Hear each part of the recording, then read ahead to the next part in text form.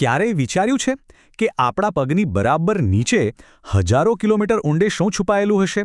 ચાલો, આજે આપણે પૃથ્વીના પેટાળના એવા જ કેટલાક રહસ્યોને ઉકેલવા નીકળીએ. સમજો કે આ આપણા ગ્રહના છેક હૃદય સુધીની એક સફર છે. સવાલ એ છે કે જે જગ્યાએ આપણે ક્યારેય પહોંચી જ નથી શક્યા એના રહસ્યો જાણીશું કેવી રીતે? વેલ, આ જ તો વૈજ્ઞાનિકોનું કામ છે. એ લોકો એકદમ જાસૂસની જેમ કામ કરે છે. નાના નાના સંકેતોને જોડીને પૃથ્વીના ઊંડાણમાં શું ચાલી રહ્યું છે એનું એક આખું ચિત્ર તૈયાર કરે છે. અંતર કેટલું છે ખબર છે? 6370 કિલોમીટર. જરા વિચારો, આટલું અંતર આપણને પૃથ્વીના કેન્દ્રથી દૂર રાખે છે. હવે કોઈપણ માણસ માટે ત્યાં પહોંચવું તો અશક્ય જ છે, પણ વિજ્ઞાન માટે? એના માટે કંઈ અશક્ય નથી. અને એની સામે આપણે કેટલું ખોદી શક્યા છીએ? ફક્ત 12 કિલોમીટર. બસ. પૃથ્વીની આટલી મોટી ત્રિજ્યાની સરખામણીમાં આ તો જાણે કંઈ જ નથી. સપાટી પર એક નાનો અમથો લીટો. એટલે એ તો સાફ છે કે અંદરના રહસ્યો જાણવા માટે આપણે કંઈક અલગ જ કરવું પડશે. તો પછી સવાલ પાછો એ જ આવે છે, જો આપણે ત્યાં સુધી પહોંચી જ નથી શકતા તો પછી જાણીશું કેવી રીતે કે પૃથ્વીના કેન્દ્રમાં શું છે? એનો જવાબ છુપાયેલો છે પરોક્ષ સંકેતોમાં. અહીંથી વૈજ્ઞાનિકો સાચા અર્થમાં જાસૂસ બની જાય છે અને એવા સંકેતો ઉકેલે છે જે આપણો ગ્રહ પોતે આપણને મોકલી રહ્યો છે. જુઓ, આપણી પાસે કેટલીક પ્રત્યક્ષ વસ્તુઓ તો છે, જેમ કે ઊંડી ખાણો, પેલું આર્કટિકમાં કરેલું ડ્રિલિંગ કે પછી જ્વાળામુખીમાંથી નીકળતો લાવા. આ બધી વસ્તુઓ આપણને સપાટીની નીચે શું છે એની એક ઝલક તો આપે છે, પણ હા, માહિતી સાવ ઉપરછલ્લી છે. જો ગ્રહના હૃદય સુધી પહોંચવું હોય તો આનાથી કામ નહીં ચાલે. કંઈક બીજું જોઈશે. તો જો પ્રત્યક્ષ સ્ત્રોત આટલા મર્યાદિત હોય તો પછી ઊંડાણના રહસ્યો ઉકેલાશે કેવી રીતે? જવાબ છે પરોક્ષ પુરાવાઓ. એટલે કે એવા સંકેતો જે આપણને જે નથી દેખાતું એને પણ જોવામાં મદદ કરે છે. તો ચલો આ જાસૂસી હવે શરૂ કરીએ. સૌથી પહેલી અને કદાચ સૌથી મોટી કડી એ આપણા ગ્રહના વજનમાં જ છુપાયેલી છે. હા, તમે સાચું સાંભળ્યું. પૃથ્વીનું વજન એટલે કે એની ઘનતા એ આપણે ધારીએ એના કરતાં ઘણું બધું કહી જાય છે. એમ સમજો કે આ આપણા કોયડાનો એકદમ મુખ્ય ભાગ છે. આ ચાર્ટ જુઓ. સપાટી પર જે પથ્થરો છે એ તો પ્રમાણમાં હલકા હોય છે, પણ જ્યારે આખા ગ્રહની સરેરાશ ઘનતા કાઢવામાં આવે તો એ લગભગ બમણી નીકળે છે. આનો મતલબ શું થયો? આનો તો એક જ અર્થ થાય કે પૃથ્વીનું કેન્દ્ર, એનું હૃદય એ કોઈક અત્યંત ઘન અને ભારે પદાર્થોનું બનેલું હોવું જોઈએ. મતલબ કે ઊંડે કંઈક બહુ જ વજનદાર છુપાયેલું છે. સારું, હવે આપણી બીજી કડી એ પૃથ્વી પરથી નથી આવતી, એ આવે છે સીધી આકાશમાંથી. આપણે વાત કરી રહ્યા છીએ ઉલ્કાપિંડોની. અવકાશના મુસાફરો, ખબર છે, એ આપણને આપણા જ ગ્રહની રચના વિશેના સંદેશા લઈને આવે છે. હવે જુઓ, ઉલ્કાપિંડ એટલે શું? એ સૌરમંડળના નિર્માણના જાણે કે જીવાશ્મ છે. મતલબ કે જે મટીરિયલમાંથી આપણી પૃથ્વી બની એ જ મટીરિયલમાંથી એ પણ બનેલા છે. અને જ્યારે એમને તપાસવામાં આવે તો એમાં શું મળે છે?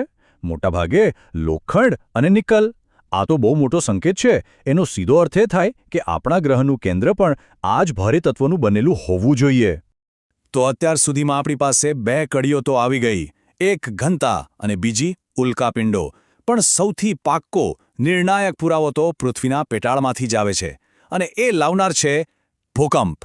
હા, ભૂકંપ. એની જબરદસ્ત ઊર્જા સાથે આપણને પૃથ્વીના પેટાળ વિશે ખૂબ જ મહત્વના સંદેશા મોકલે છે. જ્યારે ભૂકંપ આવે છે ત્યારે એ ઊર્જાના તરંગો પેદા કરે છે. અને આ તરંગો એ આખા ગ્રહમાંથી આરપાર પસાર થાય છે. તમે એને એક પ્રકારનું પ્લેનેટ સાઇઝ અલ્ટ્રાસાઉન્ડ સમજી શકો છો. હવે વૈજ્ઞાનિકો બસ એ જ જુએ છે કે આ તરંગો કેવી રીતે ગતિ કરે છે, ક્યાં ધીમા પડે છે, ક્યાં વળી જાય છે, અને એના પરથી જ પૃથ્વીના અંદરના ભાગનો આખો નકશો તૈયાર થઈ જાય છે. આમાં મુખ્યત્વે બે પ્રકારના તરંગો હોય છે, પી વેવ્સ અને એસ વેવ્સ. પી વેવ્સ જે ઘન અને પ્રવાહી બંનેમાંથી પસાર થઈ શકે, અને એસ વેવ્સ જે ફક્ત ઘન પદાર્થમાંથી જ જઈ શકે, પ્રવાહીમાં એ અટકી જાય. હવે ખરી મજા અહીંયા છે.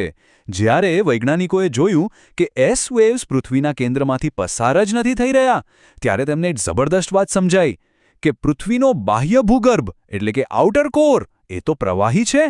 કેટલી મોટી શોધ, ખરું ને? તો બસ, આપણી પાસે હવે બધી જ કડીઓ છે.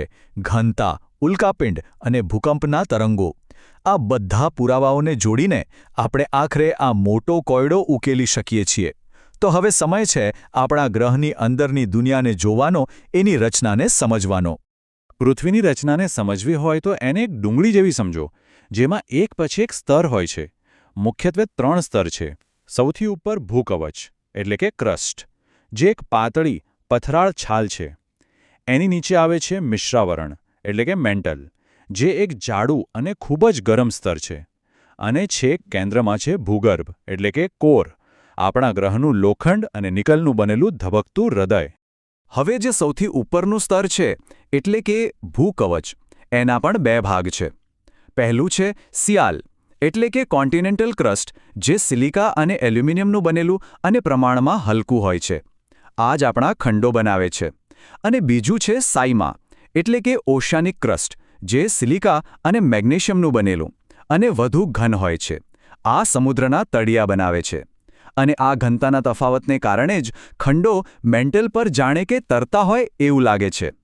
મિશ્રાવરણ એટલે કે મેન્ટલના ઉપરના ભાગમાં એક બહુ જ રસપ્રદ સ્તર છે, એસ્થેનોસ્ફિયર. આ સ્તર કેવું છે ખબર છે? અર્ધપ્રવાહી, જાણે કે ઘટ્ટ મધ જેવું. અને એની ઉપર જ આપણી ટેક્ટોનિક પ્લેટો સરકે છે, તરે છે.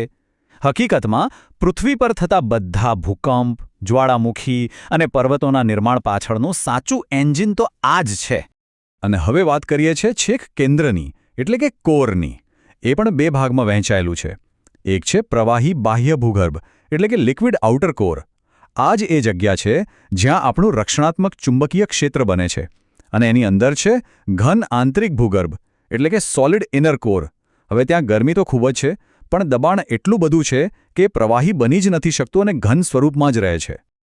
પણ સવાલ એ થાય કે આ બધી ભૂસ્તરશાસ્ત્રની વાતો જાણવી શા માટે જરૂરી છે? એનું શું મહત્વ છે?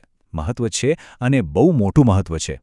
કારણ કે આપણા ગ્રહના ઊંડાણમાં જે કંઈ પણ બને છે ને, એની સીધી અસર અહીં સપાટી પર, આપણા જીવન પર પડે છે. જરા વિચારો, આ ભૂગર્ભ આ કોર જ છે જે આપણી મેગ્નેટિક ફિલ્ડ બનાવે છે.